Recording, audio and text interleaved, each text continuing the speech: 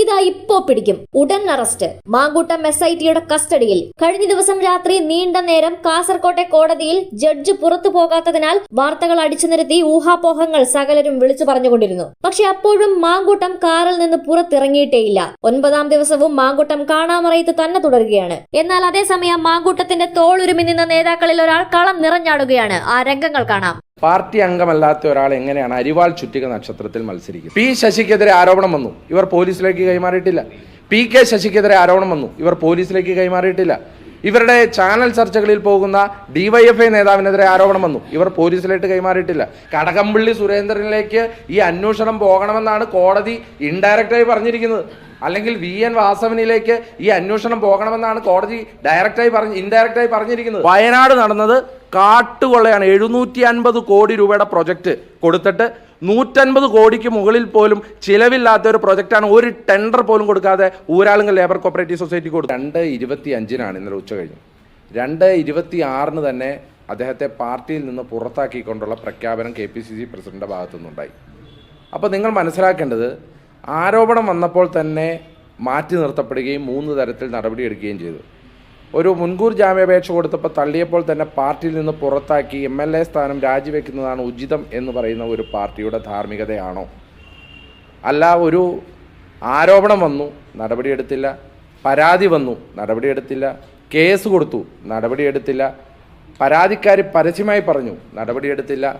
ഇതൊക്കെ ഉണ്ടായിരുന്നിട്ടും ഒരു പാർലമെൻറ്റ് തെരഞ്ഞെടുപ്പിൽ മത്സരിപ്പിച്ചു, ജനം വൃത്തിയായിട്ട് തോൽപ്പിച്ചു. എന്നിട്ടും ഇന്നും CPIM നേതാവായി ഒരു MLA ആയി നെഞ്ചു നിവർത്തി നടക്കുന്ന CPMന്റെ ധാർമ്മികതയാണോ മികച്ചത് എന്നുള്ള ചോദ്യമാണ് ഞങ്ങൾക്ക് ചോദിക്കാനുള്ളത്.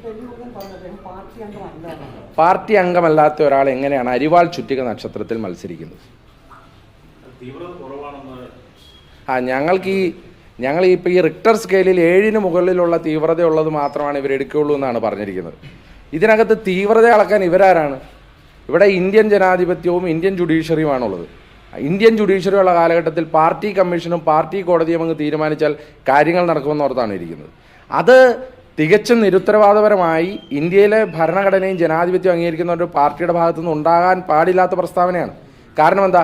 എത്രയേറെ ആരോപണങ്ങൾ വന്നു. P ശശിയുടെ കാര്യത്തിൽ ആരോപണം വന്നു, ഇവർ പരാതി പോലീസിന് കൈമാറിയോ?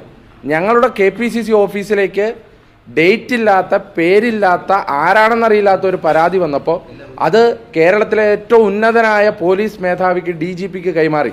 പക്ഷേ P ശശിക്കെതിരെ ആരോപണം വന്നു, ഇവർ പോലീസിലേക്ക് കൈമാറിയിട്ടില്ല. PK ശശിക്കെതിരെ ആരോപണം വന്നു, ഇവർ പോലീസിലേക്ക് കൈമാറിയിട്ടില്ല. ഇവരുടെ ചാനൽ ചർച്ചകളിൽ പോകുന്ന DYFI നേതാവിനെതിരെ ആരോപണം വന്നു, ഇവർ പോലീസിലേക്ക് കൈമാറിയിട്ടില്ല.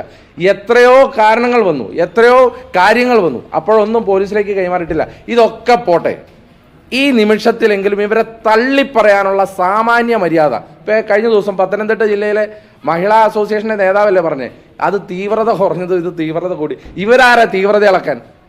ഇവർക്കാരാണ് തീവ്രത ഇളക്കുന്ന പോലെ മെഷീൻ AKG സെൻറ്റർ ഉണ്ടാക്കി വിട്ടുന്നുണ്ടോ? അങ്ങനെയാണെങ്കിൽ AKG സെൻറ്റർ ഇതിൻ്റെ ഫാക്ടറി ആക്കുകയാണ് നല്ലത്. അതുകൊണ്ട് CPM DYFIക്കാരോടൊക്കെ ഞങ്ങൾക്ക് ചോദിക്കാനുള്ളത്, ഇത്രയധികം പീഡന പരാതികൾ ഉണ്ടായിട്ടും അവരെ പാർട്ടിയുടെ കൂടിനുള്ളിൽ സംരക്ഷിച്ചു നിർത്തുന്ന DYFIക്കാരൻ മധുരം വിളമ്പുമ്പോൾ ഉളുപ്പുണ്ടോ DYFIക്കാരെ എന്ന് ചോദിക്കാനുള്ളതാണ് യൂത്ത് കോൺഗ്രസ് ആഗ്രഹിക്കുന്നത്. അതുകൊണ്ട് രാഹുൽ മാങ്കൂട്ടത്തിൽ വിഷയത്തിൽ ഞങ്ങളെടുത്ത നിലപാട്, ഞങ്ങളെടുത്ത തീരുമാനം, ഞങ്ങളെടുത്ത നടപടികൾ അത് ഏതൊരു രാഷ്ട്രീയ പാർട്ടിക്കും മാതൃകയാക്കാൻ പറ്റുന്ന ധാർമ്മിക മൂല്യങ്ങൾ ഉയർത്തിപ്പിടിക്കുന്ന നിലപാടാണ് ഞങ്ങളെടുത്തത്. ഇനി സ്വർണ്ണപ്പാളി വിഷയം നിങ്ങളെടുക്കുക. അപ്പം ഈ ജില്ലയിൽ നിന്നല്ലേ പത്മകുമാർ എന്ന് പറയുന്ന ആളെ ഇന്നലെ ദ്വാരപാലക ശില്പത്തിൻ്റെ പാളികൾ കട്ട കേസിലും പ്രതിയാക്കിയിരിക്കുകയാണ് കോടതി. എന്ന് പറഞ്ഞാൽ അയാൾ ഒരു അമ്പലം വിഴുങ്ങിയായിരുന്നു എന്ന് ഈ നാടിന് മുഴുവൻ ബോധ്യമായി. വാസു എന്ന് പറഞ്ഞാൽ ഒരു അമ്പലക്കൊള്ളക്കാരനാണ് എന്ന് നാടിന് മുഴുവൻ ബോധ്യമായി. എന്നിട്ടും ഈ 2 ആളുകളെ പാർട്ടിയിൽ നിന്ന് പുറത്താക്കിയിട്ടുണ്ടോ? ഈ ദിവസം വരെയായിട്ട് പാർട്ടിയിൽ നിന്ന് പുറത്താക്കിയിട്ടുണ്ടോ? ഇന്നും സംരക്ഷിച്ചു നിർത്തുകയല്ലേ? എന്ന് പറഞ്ഞാൽ കാട്ടുകൊള്ളക്കാരെയും അമ്പലം വിഴുങ്ങികളെയും ഇതുപോലെയുള്ള സ്ത്രീ പീഡകരെയും സംരക്ഷിച്ചു നിർത്തുന്ന CPM ധാർമ്മിക മൂല്യങ്ങൾ ഉയർത്തിപ്പിടിക്കുന്നു എന്നൊക്കെ പറഞ്ഞ് ഞങ്ങൾക്ക് ധാർമ്മികതയുടെ ക്ലാസ് എടുക്കാൻ വരണ്ട എന്നുള്ളതാണ് യൂത്ത് കോൺഗ്രസിന് പറയാനുള്ളത്. പക്ഷേ ഈ തെരഞ്ഞെടുപ്പ് കാലത്ത് കോൺഗ്രസിന് വലിയ തലവേദനയിലായിരിക്കുന്നു. മറ്റു വിഷയങ്ങൾക്ക് മുഖം വിധം ഇത് മാത്രം ചർച്ചയാക്കുന്നു, ഇത് വലിയ വിഷയമാകുന്നു. ഇപ്പോഴും അദ്ദേഹം ഒളിവിലാണ്. ഇത് നിരന്തരം തെരഞ്ഞെടുപ്പ് വരെ ഇത് തന്നെ തുടരാൻ പോകുകയായിരിക്കും. എങ്ങനെ നേരിടും? അല്ല, ഇത് ഞങ്ങൾ ഗ്രൗണ്ടിൽ വളരെ കൃത്യമായ രാഷ്ട്രീയം പറയുന്നുണ്ട്. ഇനി ശ്രീ രാഹുൽ മാങ്കൂട്ടത്തിനെ അറസ്റ്റ് ചെയ്യാൻ സാധിക്കാത്തത് കൊണ്ടൊന്നുമല്ലല്ലോ. ഇത് അറസ്റ്റ് ചെയ്യണമെന്നുണ്ടെങ്കിൽ പോലീസിന്, കേരള പോലീസിന് വളരെ നിമിഷ നേരം കൊണ്ട് സാധിക്കുന്ന കാര്യമേ ഉള്ളൂ. അപ്പോൾ ഇതെന്താണ് തിരക്കഥ എന്നുള്ളതൊക്കെ വളരെ കൃത്യമായി എല്ലാവർക്കും അറിയാം. ഈ തിരക്കഥ എന്താണെന്ന് വെച്ചാൽ, ഇത് തിരഞ്ഞെടുപ്പ് വരെ നീട്ടിക്കൊണ്ടുപോയി സ്വർണ്ണപ്പാളി വിഷയത്തിൽ ഈ അമ്പലക്കൊള്ളക്കാരുടെ കാര്യം ഇവിടെ ചർച്ച ചെയ്യാതിരിക്കുക എന്നുള്ളൊരൊറ്റ ലക്ഷ്യമാണ് കേരളത്തിലെ CPM-നുള്ളൂ. അതാണ് ഇന്നലെ കോടതി പറഞ്ഞൊരു പ്രധാന കാര്യമുണ്ട്. എനിക്ക് വളരെ സങ്കടമുണ്ട് കേരളത്തിലെ മാധ്യമങ്ങൾ അത് ചർച്ച ചെയ്തില്ല എന്നുള്ളത്. കാരണം ഉന്നതരുടെ പങ്കില്ലാതെ സ്വർണ്ണപ്പാളികൾ മോഷ്ടിക്കാൻ പറ്റില്ല. ഇന്നലെ ദേവസ്വം ബെഞ്ചിന്റെ കമന്റാണ്. ഉന്നതരിലേക്ക് ഈ അന്വേഷണം പോകണം. ഇന്നലെ ദേവസ്വം ബെഞ്ചിന്റെ കമന്റാണ്. എന്ന് പറഞ്ഞാൽ നമ്മൾ പറയുന്ന പത്മകുമാറോ വാസുവോ മാത്രമല്ല സ്വർണ്ണക്കൊള്ളയിലെ യഥാർത്ഥ പ്രതികൾ. ഉന്നതരിലേക്ക് പോകണമെന്ന് പറഞ്ഞാൽ ആരാണ് അടുത്ത ഉന്നതൻ? ആരാ? ദേവസ്വം ചെയർമാൻ കഴിഞ്ഞാൽ അടുത്ത, ദേവസ്വം പ്രസിഡന്റ് കഴിഞ്ഞാൽ അടുത്ത ഉന്നതൻ ആരാ? ദേവസ്വം മന്ത്രിയാണ്. അതിനകത്ത് സംശയമൊന്നുമില്ല. കടകംപള്ളി സുരേന്ദ്രനിലേക്ക് ഈ അന്വേഷണം പോകണമെന്നാണ് കോടതി ഇൻഡയറക്റ്റായി പറഞ്ഞിരിക്കുന്നത്. അല്ലെങ്കിൽ VN വാസവനിലേക്ക് ഈ അന്വേഷണം പോകണമെന്നാണ് കോടതി ഇൻഡയറക്റ്റായി പറഞ്ഞിരിക്കുന്നത്. അപ്പൊ അങ്ങനെ ഉന്നതരിലേക്ക് അന്വേഷണം പോകുന്ന അമ്പലക്കൊള്ളക്കേസ്, സ്വർണ്ണക്കൊള്ളക്കേസ്, അത് മറച്ചു പിടിക്കാൻ രാഹുൽ മാങ്കൂട്ടത്തിലിനെ ഒരു മൂടുപടമാക്കുന്നു എന്നുള്ളതേ ഉള്ളൂ. രാഹുൽ മാങ്കൂട്ടത്തിലിന്റെ വിഷയത്തിൽ പോലീസ് എന്ത് നടപടിയെടുത്താലും, അത് പരാതിയിൽ നടപടിയെടുത്താലും, കേസ് മുഖേന കോടതി എന്ത് നടപടിയെടുത്താലും, ഇന്ത്യൻ നാഷണൽ കോൺഗ്രസ് പാർട്ടി വളരെ കൃത്യമായ നിലപാട് ക്ലാരിറ്റിയോടുകൂടി പറഞ്ഞിട്ടുണ്ട്. ആ വിഷയത്തിൽ ഞങ്ങളുടെ നിലപാടിന് യാതൊരു കുഴപ്പവുമില്ല. ധാർമ്മികമായ നിലപാടാണത്, സ്ത്രീപക്ഷ നിലപാടാണ്.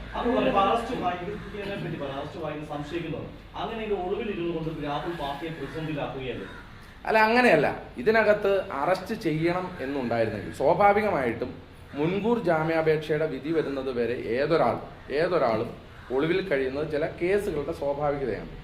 ഇവർക്ക് പോലീസിനെ അറസ്റ്റ് ചെയ്യണം എന്നുണ്ടെങ്കിൽ വളരെ കൃത്യമായി പോലീസിന് ഇൻഫർമേഷൻസ് ഉണ്ടായിരുന്നു. പാലക്കാട് നിന്ന് പോകുമ്പോൾ തന്നെ പോലീസിന് ഇൻഫർമേഷൻ ഉണ്ടായിരുന്നു. ഇല്ലെങ്കിൽ പുറത്ത് കഴിയുമ്പോൾ തന്നെ പോലീസിന് ഇൻഫർമേഷൻ ഉണ്ടായിരുന്നു. പോലീസ് ഒരു വലിയ ഡ്രാമ കളിക്കുകയാണ്. എന്താണ്? എന്തിനു വേണ്ടിയിട്ടാണെന്നാണ് ഞാൻ ആദ്യം പറഞ്ഞത്. ശബരിമല സ്വർണ്ണ കൊള്ള മറയ്ക്കുന്നതിന് വേണ്ടിയാണ്. ആ വിഷയം ചർച്ച ചെയ്യാതിരിക്കാൻ വേണ്ടിയാണ്. ഇന്നലെ പോലും കോടതിയുടെ വിധി പറയുന്നത് ഉന്നതരിലേക്ക് അന്വേഷണം പോകണമെന്നുള്ളതാണ്. ആ അമ്പലം വിഴുങ്ങികളെ രക്ഷപ്പെടുത്താൻ വേണ്ടി അമ്പലക്കൊള്ളക്കാർക്ക് കൂട്ടുനിന്ന കള്ളന് കഞ്ഞി വെച്ചു കൊടുത്ത സർക്കാർ ചെയ്യുന്ന പരിപാടിയാണ് ഈ പരിപാടി എന്നുള്ളത് ഞങ്ങളുടെ കൃത്യമായ ആരോപണമാണ്. ഇല്ല, അങ്ങനെയല്ല ഇതിന്റെ വിഷയം. ഇതിനകത്ത് അപ്പോൾ താങ്കളോട് മറുചോദ്യം ഞാൻ ചോദിക്കണം. കേരളത്തിലെ പോലീസ് അത്ര കഴിവുകെട്ട പോലീസാണോ? അല്ല, ഞാൻ പറയുന്നത് അല്ല. അപ്പൊ താങ്കളുടെ അല്ല, അപ്പൊ ഞാൻ പറഞ്ഞ ഞാൻ താങ്കൾക്ക്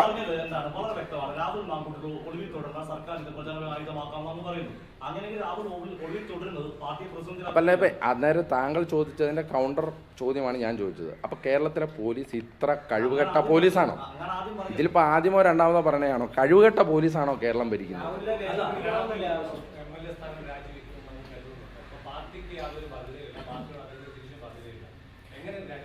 അല്ല, അദ്ദേഹത്തിൻ്റെ വ്യക്തിപരമായ ഒരു തീരുമാനം കൂടി ഈ MLA സ്ഥാനം രാജിവെക്കുന്ന കാര്യത്തിലുണ്ട്. കാരണം പാർട്ടിയുടെ ഒരു നിലപാട് പാർട്ടി പറഞ്ഞു കഴിഞ്ഞു. അത് ഇന്നലെ KPCC പ്രസിഡന്റ് പറഞ്ഞു. MLA സ്ഥാനം രാജിവെക്കുന്നതായിരിക്കും ഉചിതം എന്ന് KPCC പ്രസിഡന്റ് പറഞ്ഞു. അത് ഔദ്യോഗികമായും രാഹുലിനെ അറിയിക്കാനുള്ള സംവിധാനത്തിലൂടെ അറിയിക്കും. പക്ഷേ അദ്ദേഹം രാജിവെക്കണമോ ഇല്ലയോ എന്നുള്ളത് അദ്ദേഹത്തിൻ്റെ വ്യക്തിപരമായ തീരുമാനത്തിൻ്റെ ഒരു ബേസിലും കൂടെ കൂടിയാണ്. അത് അദ്ദേഹവും തീരുമാനിക്കട്ടെ. പാർട്ടിയുടെ നിലപാട് പറഞ്ഞിട്ടുണ്ട്. അദ്ദേഹം ഇനിയുള്ള ഞാൻ മനസ്സിലാക്കുന്നത് ഇന്ന് മുൻകൂർ ജാമ്യാപേക്ഷയിൽ അദ്ദേഹം ഇന്ന് ഹൈക്കോടതിയിലേക്ക് നീങ്ങിയിരിക്കുകയാണ്.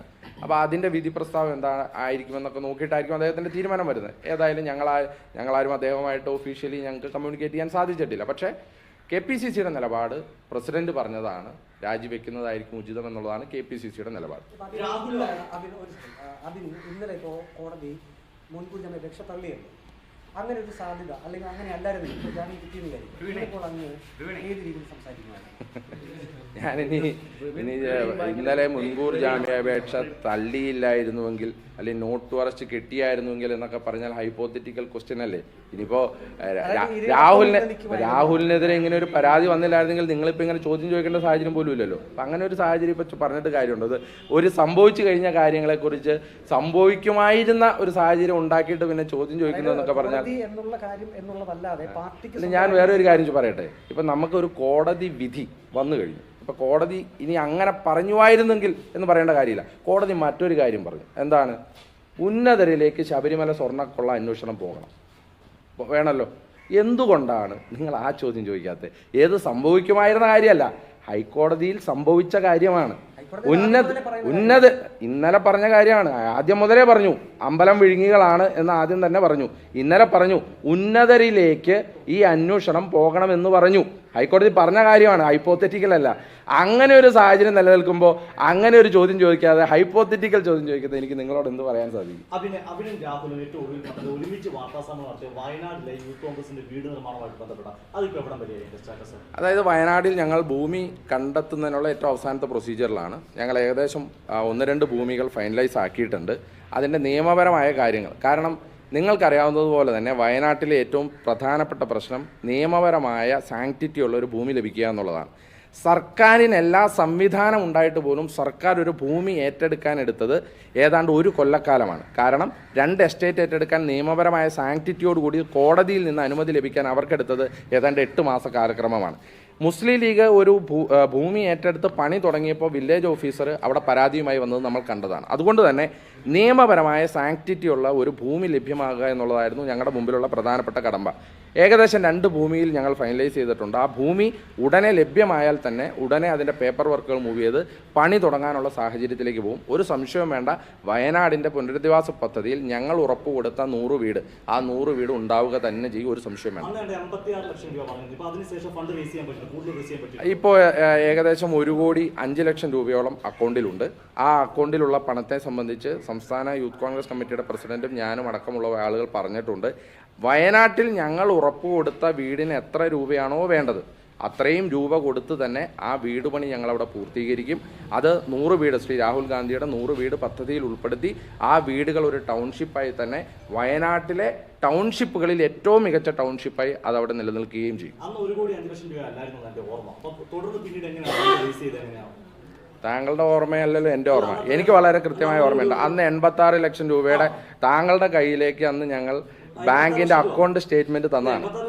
ഞാൻ പറയട്ടെ താങ്കളുടെ കയ്യിലിട്ട് അന്ന് അക്കൗണ്ട് സ്റ്റേറ്റ്മെന്റ് തന്നു. ഞാനിരിക്കുന്ന വാർത്താ സമ്മേളനമാണ്. ബഹുമാനപ്പെട്ട പ്രസ് ക്ലബിന്റെ സെക്രട്ടറിയാണ് അന്ന് അത് പരിശോധിച്ചത്. അതിൽ നിന്ന് 1 രൂപ പുറത്തേട്ട് പോയിട്ടില്ല എന്ന് പത്തനംതിട്ടയിലെ പത്രക്കാരെല്ലാം ഞാൻ ഒരു തെറ്റിദ്ധാരണയില്ല എനിക്ക് ആ കാര്യത്തിൽ. ഞാൻ അന്ന് നടന്ന സംഭവമാണ് പറയുന്നത്. നിങ്ങളെല്ലാവരും ചേർന്ന് പരിശോധിച്ചിട്ട് പറഞ്ഞു ഈ അക്കൗണ്ടിലേക്ക് വന്ന പണത്തിൽ 1 രൂപ പോലും പുറത്തേട്ട് പോയിട്ടില്ല എന്ന്. അല്ല, ഞാൻ അതിനെപ്പറ്റിയാണ് പറഞ്ഞു വരുന്നത്. 1 രൂപ പോലും പുറത്തേട്ട് പോയിട്ടില്ല എന്നുള്ള കാര്യത്തിൽ തീരുമാനമായി. അന്നായതാണല്ലോ, അതിനകത്ത് സംശയമൊന്നുമില്ല. അപ്പോൾ ആ അക്കൗണ്ടിൽ അന്നുണ്ടായിരുന്നത് ഏകദേശം 86 ലക്ഷം രൂപയാണ്.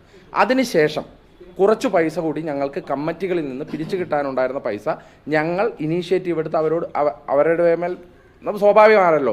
ഒരു കളക്ഷൻ നടത്തുമ്പോൾ ആദ്യം ഒരു ഘട്ടത്തിൽ പണം തരും, പിന്നീട് അവരെ വീണ്ടും നിർബന്ധിച്ചുകൊണ്ടിരിക്കും, പിന്നീട് അവർ പിരിച്ച് കിട്ടാനുള്ള പണം. ഇപ്പോൾ ഒരാൾ ഉറപ്പ് താങ്കൾ ഒരാൾക്ക് 100 രൂപ കൊടുക്കാമെന്ന് പറഞ്ഞാൽ ചിലപ്പോൾ മറന്നു പോയിട്ടുണ്ടാവും. പിന്നീട് 2 പ്രാവശ്യം 3 പ്രാവശ്യം ചോദിച്ചാലാണ് താങ്കൾ കൊടുക്കുക. അങ്ങനെ പിരിച്ച് കിട്ടാനുള്ള പണം കുറച്ചുകൂടി വന്നു. അങ്ങനെ അല്ല, അദ്ദേഹം അങ്ങനെയുള്ള ആളാണെന്നല്ല ഞാൻ പറഞ്ഞത് ഏകദേശം 1,10,00,000 രൂപയോളം ഇപ്പോൾ പിരിച്ചു കിട്ടിയിട്ടുണ്ട്. ആ പിരിച്ചു കിട്ടിയ പണം ഇപ്പോഴും അക്കൗണ്ടിലുണ്ട്. കൃത്യമായി ബാക്കിയുള്ള പണവും അടുത്ത ഘട്ടത്തിൽ പിരിച്ചു കിട്ടും. ആ പിരിച്ചു കിട്ടുക എങ്ങനെയാണെന്ന് വെച്ചാൽ ഞങ്ങൾക്ക് ഭൂമി ലഭ്യമായാൽ ആ പണി വളരെ കൃത്യമായി ടൗൺഷിപ്പായി പൂർത്തീകരിക്കും. 100 വീടിന് ഞങ്ങൾ അന്ന് കണ്ട ചിലവ്, അതായത് ഒരു വീടിന് 8 ലക്ഷം രൂപയാണ്. ചിലവ് ചോദിച്ചത് നന്നായി. വേറെ ഒരു ചിലവ് ഞാൻ അങ്ങോട്ടും ചോദിക്കാം. ഒരു വീടിന് 8 ലക്ഷം രൂപയാണ് ഞങ്ങൾ ചിലവ് കണ്ടത്. സാധാരണ നമുക്കറിയാം ലൈഫ് മിഷനിൽ 4 ലക്ഷം രൂപയാണ് ചിലവ്. ഞങ്ങൾ കണ്ടത് 8 ലക്ഷം രൂപയാണ്. ഏകദേശം 30 വീടുകളാണ് ഞങ്ങൾ, അതായത് രാഹുൽ ഗാന്ധിയുടെ 100 വീട് പദ്ധതിയിൽ യൂത്ത് കോൺഗ്രസിൻ്റെ പ്രോമിസ് എന്ന് പറഞ്ഞാൽ 30 വീടാണ്. 8 ലക്ഷം രൂപ വെച്ച് 30 വീടിന് 2,40,00,000 രൂപയാണ്. അതായത് 2.5 കോടി രൂപയാണ് ഞങ്ങളുടെ ടാർഗറ്റ് ആണല്ലോ. ഇനി ഞാൻ അങ്ങോട്ട് തിരിച്ചു വരും. അല്ല, ഇനി ബാക്കിയും ചോദിക്കാം. അപ്പം ഞാൻ പറഞ്ഞല്ലോ. അല്ല, ഇനി അത് നിങ്ങൾ ഉത്തരം പറയണം. വയനാട് ഊരാളുങ്കൽ ലേബർ കോപ്പറേറ്റീവ് സൊസൈറ്റിക്ക് കൊടുക്കുന്ന പ്രൊജക്റ്റ്, ടൗൺഷിപ്പ് പ്രൊജക്റ്റ് എത്ര കോടി രൂപയുടെയാണെന്ന് അറിയാമോ? 750 കോടി രൂപയുടെയാണ് ആണല്ലോ. വയനാട് സർക്കാർ പണിയുമെന്ന് അവകാശപ്പെടുന്ന വീടിന് എത്ര ലക്ഷം രൂപയാണെന്നറിയാമോ? 20 ലക്ഷം രൂപയാണ്. ഞാനൊരു സിവിൽ എഞ്ചിനീയറാണ്. എന്താണ് എർത്ത്ക്വേക്ക് റെസിസ്റ്റൻ്റ് അല്ലെങ്കിൽ ഇങ്ങനെയുള്ള സ്ഥലങ്ങളിൽ പണിയുന്ന റെസിസ്റ്റൻ്റോട് കൂടിയ വീടുകളിൽ ഉപയോഗിക്കുന്ന മെറ്റീരിയൽ എന്നും അതിൻ്റെ ഡിസൈൻ എന്നുള്ള ഒരു കൃത്യമായ ധാരണ എനിക്കുണ്ട്. ഞാനിപ്പോഴും പറയുന്നു 8 ലക്ഷം രൂപയിൽ നിന്ന് 12 ലക്ഷം രൂപ കൂടുതൽ മുടക്കേണ്ട സാഹചര്യം അങ്ങനെ ഒരു വീടിനില്ല എന്ന് ഞാൻ വളരെ ആധികാരികമായിട്ട് പറയാൻ ആഗ്രഹിക്കുക. ഇനി അതവിടെ നിൽക്കട്ടെ. 20 ലക്ഷം രൂപ ഒരു വീടിന് മുടക്കിയല്ലോ. 100 വീടിന് എത്ര കോടി രൂപ വേണം? 20 കോടി രൂപ. 200 വീടിന് എത്ര വേണം? 40 കോടി. 300 വീടിന് 60 കോടി. 400 വീടിന് 80 കോടി. 400 വീടാണ് അവിടെ പണിയാൻ സർക്കാർ ഉദ്ദേശിക്കുന്നത്. 80 കോടി രൂപ. ഒരു ഹോസ്പിറ്റൽ പണിയുമെന്ന് പറഞ്ഞിട്ടുണ്ട്, ഒരു 25 കോടി രൂപ. ഒരു സ്കൂൾ പണിയുമെന്ന് പറഞ്ഞിട്ടുണ്ട്, ഒരു 25 കോടി രൂപ. ഇൻഫ്രാസ്ട്രക്ചർ എല്ലാം കൂടെ ചേർന്ന് ഒരു 25 കോടി രൂപ. എന്ന് പറഞ്ഞാൽ എത്ര മുടക്കിയാലും എന്തൊക്കെ കാണിച്ചാലും 150 കോടി രൂപയുടെ മുകളിൽ വരില്ല. ഈ 750 കോടിയുടെ ബാക്കി കോടി എവിടെയാണ് പോകുന്നത്? ഈ ഊരാളുങ്കൽ ലേബർ കോപ്പറേറ്റീവ് സൊസൈറ്റിക്ക് ഏത് ടെൻഡറിൻ്റെ അടിസ്ഥാനത്തിലാണ് ഈ വർക്ക് കൊടുത്തിരിക്കുന്നത്? ഈ 750 കോടിയുടെ ബാക്കി തുക എങ്ങോട്ടാണ് പോകുന്നത്? അപ്പോൾ ആ ചോദ്യങ്ങൾ വരാനിരിക്കുന്നേ ഉള്ളൂ. ആ ചോദ്യങ്ങൾ വളരെ കൃത്യമായി ഉന്നയിച്ചിരിക്കും. ഈ കേരളത്തിൽ ടെൻഡറില്ലാതെ ഊരാളുങ്കൽ ലേബർ കോപ്പറേറ്റീവ് സൊസൈറ്റിക്ക് കൊടുത്ത വർക്കുകൾ ശുദ്ധ തട്ടിപ്പാണ് കേരളത്തിൽ നടന്നിരിക്കുന്നത്. കോടതി കണ്ണൂരിലെ കോർപ്പറേഷൻ ബിൽഡിങ്ങുമായി ബന്ധപ്പെട്ടുകൊണ്ട് ബഹുമാനപ്പെട്ട സുപ്രീം കോടതിയാണ് ഇവർക്ക് കൊടുത്ത ടെൻഡർ തന്നെ സുപ്രീം കോടതി റദ്ദാക്കി. വയനാട് നടന്നത് കാട്ടുകൊള്ളയാണ്. 750 കോടി രൂപയുടെ പ്രൊജക്റ്റ് കൊടുത്തിട്ട് 150 കോടിക്ക് മുകളിൽ പോലും ചിലവില്ലാത്ത ഒരു പ്രൊജക്റ്റാണ് ഒരു ടെൻഡർ പോലും കൊടുക്കാതെ ഊരാളുങ്കൽ ലേബർ കോപ്പറേറ്റീവ് സൊസൈറ്റി കൊടുത്തത്. എന്ന് പറഞ്ഞാൽ ഈ കൊടുത്ത DYFI കൊടുത്ത 20 കോടി ഉണ്ടല്ലോ, അത് മറ്റൊരു തരത്തിൽ പാർട്ടി അക്കൗണ്ടിലേക്ക് 40-50 കോടിയായിട്ട് തിരിച്ചു വരുമെന്നുള്ള ആരോപണം ആണ് ഇന്ന് നിലവിലുള്ളത്. അത് ഞങ്ങൾ വീണ്ടും ഉന്നയിക്കും. അല്ല, ഞങ്ങൾ എപ്പോഴാണോ വീട് പണി തുടങ്ങുന്നത് ആ ഘട്ടത്തിൽ ആ വീട് പണിക്ക് ആവശ്യമായ പണം ഞങ്ങൾ കണ്ടെത്തും. അത് ഏത് രീതിയിൽ ഇപ്പോൾ അത് ഞങ്ങൾ പറഞ്ഞില്ലേ, അതായത് ഞങ്ങൾക്ക് ഇപ്പോൾ 1 കോടി 10 ലക്ഷം രൂപ അക്കൗണ്ടിലുള്ളൂ. ഞങ്ങൾക്ക് ഏകദേശം 2.5 കോടി രൂപ ടാർജറ്റ് ഉണ്ട്. ബാക്കി പണം ഞങ്ങൾ കണ്ടെത്തും. അത് കണ്ടെത്തുന്നത് ചിലപ്പോൾ ഞങ്ങൾ പാർട്ടിക്കാരിൽ നിന്ന് പിരിച്ചിട്ടായിരിക്കും, ഇല്ലെങ്കിൽ ഡൊണേഷൻ എടുത്തിട്ടായിരിക്കും, ഇല്ലെങ്കിൽ ചലഞ്ചുകൾ വെച്ചിട്ടായിരിക്കും. അത് ആ ഘട്ടത്തിൽ എങ്ങനെ കണ്ടെത്തണമോ, എപ്പോഴാണോ പണി തുടങ്ങുന്നത് ആ ഘട്ടത്തിൽ വളരെ കൃത്യമായി അത് കണ്ടെത്തും, വളരെ കൃത്യമായി ഇത് പണിത് തീർക്കുകയും ചെയ്യും. ഒരു സംശയം വേണ്ട. അല്ല, ഞാൻ പറഞ്ഞല്ലോ, അതായത് ഇപ്പം ഞാൻ സർക്കാർ പറഞ്ഞതുപോലെ ഒരു സമയം പറയാനില്ല. സർക്കാർ പറഞ്ഞത് 6 മാസം കൊണ്ട് വീട് പണിയുന്ന. ഇപ്പോൾ 1.5 കൊല്ലമായില്ലേ, ഒരു വീട് പോലും പൂർത്തീകരിച്ചിട്ടില്ലല്ലോ. അതുകൊണ്ട് എനിക്ക് സർക്കാരിനെ പോലെ വെറും വാക്ക് പറയാൻ പറ്റില്ല. ഞാൻ വളരെ കൃത്യമായിട്ട് പറയുന്നു, ഭൂമി ഞങ്ങൾക്ക് ലഭ്യമായാൽ, ഞങ്ങൾ ഭൂമി ലഭ്യമാകുന്നതിൻ്റെ ഏറ്റവും അവസാന ഘട്ടത്തിലാണ്. ആ ഭൂമി ലഭ്യമായാൽ ഉടനടി വർക്കുകൾ തുടങ്ങും. വളരെ വേഗത്തിൽ തന്നെ അത് പൂർത്തീകരിക്കാൻ സാധിക്കും. അല്ല, ഇതിനകത്ത് ക്രൈസിസ് അല്ല ഇതിൻ്റെ പ്രശ്നം. ഇത് ഞങ്ങളെടുത്ത നിലപാട് വളരെ കൃത്യമാണ്. ഈ നിലപാട് വളരെ ആർജവത്തോടു കൂടി ജനങ്ങളോട് പറയുക എന്നുള്ളത് തന്നെയാണ് ഞങ്ങൾ ചെയ്യുന്നത്.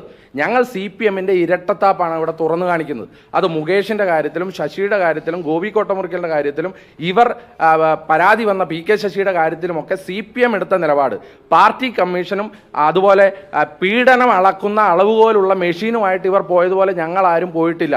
ഞങ്ങൾ വളരെ കൃത്യമായി നടപടിയെടുത്തു. പരാതി വന്നപ്പോൾ പോലീസിന് കൈമാറി. ഒരു ഉത്തരവാദിത്തപ്പെട്ട രാഷ്ട്രീയ പ്രസ്ഥാനം എന്തൊക്കെയാണോ ചെയ്യേണ്ടത് അതൊക്കെ ഈ വിഷയത്തിൽ ഞങ്ങൾ ചെയ്തിട്ടുണ്ട്. വളരെ കൃത്യമായി പറയുന്നു, ഞങ്ങൾക്ക് അത്ര വേണ്ടപ്പെട്ട ആൾ തന്നെയായിരുന്നു രാഹുൽ. അതിനെന്താ സംശയം? ഞങ്ങൾക്ക് അത്ര പൊട്ടൻഷ്യലുള്ള ഈ പാർട്ടിയിലെ ഏറ്റവും അനിവാര്യനായിരുന്ന ഭരണപക്ഷത്തെ ഏറ്റവും കൂടുതൽ പ്രതിരോധിച്ച് നിർത്താൻ സാധിക്കുന്ന ഏറ്റവും കഴിവുറ്റ ഒരു ചെറുപ്പക്കാരനായിരുന്നു രാഹുൽ. അങ്ങനെ ഒരു വ്യക്തിക്കെതിരെ പോലും ഇങ്ങനെ ഒരു ആരോപണം വന്നപ്പോൾ പാർട്ടി ഒരു ബോൾഡായ സ്റ്റാൻഡ് എടുത്തു. അങ്ങനെ ഒരു ബോൾഡായ സ്റ്റാൻഡിൽ നിന്ന് ഞങ്ങൾ സംസാരിക്കുമ്പോൾ CPM എടുക്കുന്ന ഇരട്ടത്താപ്പ്, അത് സ്വർണ്ണക്കൊള്ള കേസിലും. എന്തുകൊണ്ട് പത്മകുമാർ എന്ന് പറയുന്ന കാട്ടുകള്ളനെ അമ്പലം വിഴുങ്ങിയായ കാട്ടുകള്ളനെ ഇതേവരെ പാർട്ടിയിൽ നിന്ന് പുറത്താക്കിയിട്ടില്ല? ഞാൻ ചോദിക്കുന്നത്, ഇതിൻ്റെ പാവഭാരം ആർക്കൊക്കെയുണ്ട്? ഇത് ഈ പാർട്ടി സെക്രട്ടറിക്ക് അതിൽ നിന്ന് കൈയൊഴിയാൻ സാധിക്കുമോ? N വാസുവിനെ ഇതേവരെ പുറത്താക്കിയിട്ടില്ല എന്ന് പറഞ്ഞാൽ ഈ അമ്പലക്കൊള്ളയുടെ പങ്ക് ഇവർ പറ്റിയിട്ടുണ്ടോ എന്നുള്ള സംശയമാണ് നമ്മുടെ മുമ്പിലുള്ളത്. അപ്പോൾ ഇതൊക്കെ ജനങ്ങളെ ബോധിപ്പിക്കാൻ ഉള്ള ഒരു അവസരമാണ് ഈ പഞ്ചായത്ത് തെരഞ്ഞെടുപ്പ്. അതുകൊണ്ട് ഞങ്ങൾ ഈ വിഷയങ്ങൾ വളരെ കൃത്യമായി ജനങ്ങളോട് സംവദിക്കും, പറയും, ആർജവത്തോടു കൂടി തുറന്നും കാണിക്കും. അങ്ങനെയൊന്നുമില്ല. സംസ്ഥാന അധ്യക്ഷനെ ദേശീയ യൂത്ത് കോൺഗ്രസ് നേതൃത്വവും പാർട്ടി നേതൃത്വവും കൂടി ചേർന്ന് കണ്ടുപിടിച്ച അല്ലെങ്കിൽ തിരഞ്ഞെടുത്ത ആളാണ്. അപ്പോൾ അതിനകത്ത് ആരുടെ നോമിനി ഇന്നയാളുടെ നോമിനി എന്നൊന്നുമില്ല. അദ്ദേഹം യൂത്ത് കോൺഗ്രസിന്റെ സംസ്ഥാന ഉപാധ്യക്ഷനായിരുന്നു, എൻ്റെ കൂടെ ഉണ്ടായിരുന്ന വ്യക്തിയാണ്, അദ്ദേഹം സംസ്ഥാന പ്രസിഡന്റായി. ഈ പാർട്ടി സെക്രട്ടറി പറഞ്ഞത് ഈ ഗവൺമെന്റ് പറഞ്ഞത് പത്മകുമാർ തദ്ദേശ പ്രചരണത്തിന് CPM-നായിട്ട് പോകുന്നില്ല, അദ്ദേഹം ഇപ്പോൾ ജയിലിലാണെന്നാണ് പറഞ്ഞത്. വളരെ നല്ലൊരു തീരുമാനമായി പോയി അത്. ഈ പത്മകുമാർ ഇപ്പോഴും ജില്ലാ കമ്മിറ്റിയിലുണ്ടോ CPM-ന്റെ? പുറത്താക്കിയത്. ഇപ്പോൾ താങ്കൾ പത്തനംതിട്ട ജില്ലയിലെ ഏറ്റവും പ്രമുഖനായ മാധ്യമ പ്രവർത്തകനാണ്. ഈ പത്തനംതിട്ട ജില്ലയിൽ ജില്ലാ കമ്മിറ്റിയിൽ നിന്ന് പത്മകുമാറിനെ പുറത്താക്കിയിട്ടുണ്ടോ? ഇല്ലേ? ഇല്ല. എന്ന് പറഞ്ഞാൽ പാർട്ടിക്കാരൻ തന്നെയല്ലേ? എന്ന് പറഞ്ഞാൽ ഈ പാർട്ടിയല്ലേ ദേവസ്വം ബോർഡിന്റെ പ്രസിഡന്റാക്കിയത്? എന്ന് പറഞ്ഞാൽ ഈ പാർട്ടിയുടെ എല്ലാ പരിപാടിയിലും ഇവിടെ പങ്കെടുത്തുകൊണ്ടിരുന്ന വ്യക്തിയല്ലേ? കഴിഞ്ഞ പ്രാവശ്യം വീണ ജോർജിനെതിരെ എന്തോ ആരോപണം പറഞ്ഞു. അതൊക്കെ പത്തനംതിട്ടയിലെ CPM-കാരൊക്കെ പറയുന്നുണ്ട് ഇതൊന്നും അങ്ങനെ മാനത്തുനിന്ന് പൊട്ടി വന്നതൊന്നും അല്ല, ചില മന്ദിരങ്ങളിൽ നിന്ന് വന്നതാന്നുള്ള അടക്കം പറച്ചിലൊക്കെ ഉണ്ട് ഈ കേസ്. അതെന്തും ആയിക്കൊള്ളട്ടെ, അത് അവരുടെ ആഭ്യന്തര കാര്യമാണ്, അവർ തീർത്തോട്ടെ. എന്ത് വന്നാലും ഈ ചില കള്ളന്മാർ തമ്മിൽ അടികൂടുമ്പോഴാണ് ചില കള്ളത്തരത്തിൻ്റെ സത്യകഥകൾ പുറത്തു വരികയുള്ളൂ. പണ്ടേ ഉള്ള കാര്യമാണ്, ചരിത്രമാണ്. കാരണം അത് ചേർന്ന് നടത്തിയ കള്ളത്തരം ഈ രണ്ട് കള്ളന്മാർ തമ്മിൽ മാറുമ്പോൾ അല്ലെങ്കിൽ അവർ വേർപിരിയുമ്പോൾ ആ ചെയ്ത കള്ളത്തരത്തിൻ്റെ ചില കാര്യങ്ങൾ പുറത്തു വരും. അങ്ങനെയാണ് ഇത് പുറത്തു വന്നതെന്നൊക്കെ പറയുന്നുണ്ട്. അതെന്തും ആയിക്കൊള്ളട്ടെ. പക്ഷെ ഞാൻ ഇപ്പോഴും പറയുന്നു, പത്മകുമാർ CPM അംഗമാണ്, ജില്ലാ കമ്മിറ്റി അംഗമാണ്. ഇന്നും പത്മകുമാറിനെ തള്ളി പറഞ്ഞിട്ട് പോലുമില്ല CPM. അവിടെയാണ് പ്രശ്നം. വാസുവിനെ തള്ളി പറഞ്ഞിട്ട് പോലുമില്ല. കാരണം എന്താണെന്നറിയോ? വാസു കൊടുത്ത കാശും കൊണ്ടാണ് പല പാർട്ടി ഓഫീസും അല്ലെങ്കിൽ യൂണിയൻ ഓഫീസും തിരുവനന്തപുരത്തൊക്കെ പൊങ്ങിയിരിക്കുന്നത്. വാസു കൊടുത്ത കാശും കൊണ്ടാണ്. അതൊക്കെ ഈ പാവപ്പെട്ട അയ്യപ്പ ഭക്തർ ശബരിമലയിലിട്ട ആ പണത്തിന്റെ പങ്ക് പറ്റിയെന്നൊക്കെ പറഞ്ഞാൽ ഈ അയ്യപ്പന്റെ സ്വർണത്തിന്റെ പങ്ക് പറ്റി ഇവരൊക്കെ ഗുണം പിടിക്കുമോ? ഒരിക്കലും ഗുണം പിടിക്കാനും